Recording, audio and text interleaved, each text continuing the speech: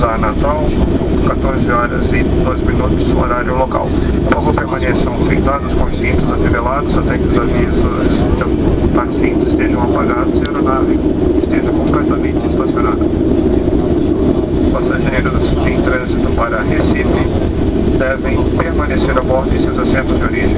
Aqueles que fazem conexão do aeroporto para São Paulo, aeroporto de Guarulhos, Salvador e Rio de Janeiro, aeroporto do Galeão, devem desembarcar apresentando-se ao nosso pessoal de recepção interna que está à sua disposição.